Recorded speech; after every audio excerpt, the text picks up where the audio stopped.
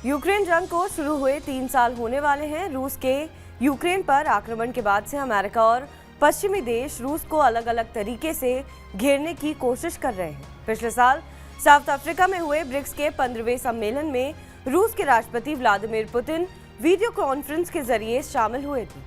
तब उनके south Africa न आने की वजह अंतर्राष्ट्रीय कोर्ट के गिरफ्तारी वारंट को बताया गया था। ब्रिक्स का 16वां समिट रूस के कजान शहर में हो रहा है और यहां दुनिया के 30 से ज्यादा देशों के नेता जुटे हैं। ब्रिक्स समिट के तहत पुतिन अपनी ताकत पूरी दुनिया को दिखा रहे हैं, खासकर उन पश्चिमी देशों को जो रूस को अलग थलग करने के लिए लगातार प्रतिबंधों का दायरा बढ़ा रहे हैं। ग्लोबल साउथ की बड़ी ताकत माने जाने वाले चीन, भारत, यूएई और ईरान समेत दर्जनों देशों के नेताओं के साथ पुतिन मीटिंग कर रहे हैं।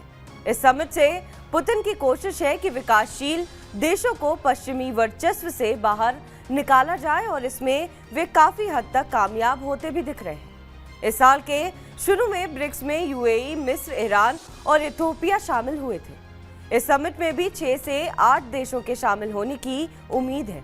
ब्रिक्स सम्मेलन की तस्वीर अपने आप में काफी कुछ कहती है।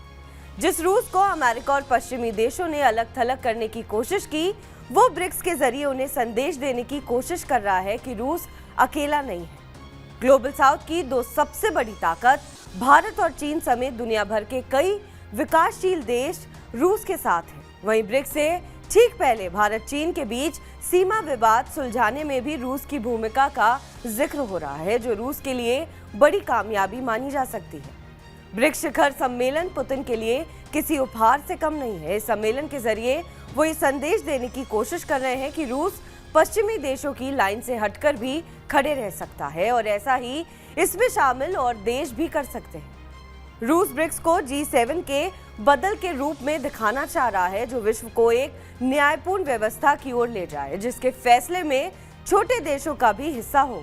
ब्रिक्स सम्मेलन का सबसे अहम और बड़ा मुद्दा इस वक्त ब्रिक्स करेंसी बनी हुई है। रूसी राष्ट्रपति पुतिन का कहना है कि अमेरिकी डॉलर या यूरो की जगह दूसरे मोड ऑफ पेमेंट इस्तेमाल करने से आर्थिक विकास को राजनीति से मुक्त रखने में मदद मिलेगी। विश्व व्यापार से डॉलर के प्रभुत्व को खत्म करने के लिए रूस ने ब्रिक्स देशों के सामने ब्रिक्स करेंसी पेश की है।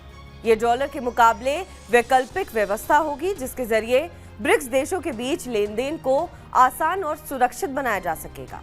अगर इसको इस सम्मेलन में लॉन्च किया जाता है तो ये अमेरिका के लिए बड़ा झटका और रूस के लिए कामयाबी होगी। बहरहाल इस खबर पर आपका क्या कुछ कहना है, हमें कमेंट करके जरूर बताएं।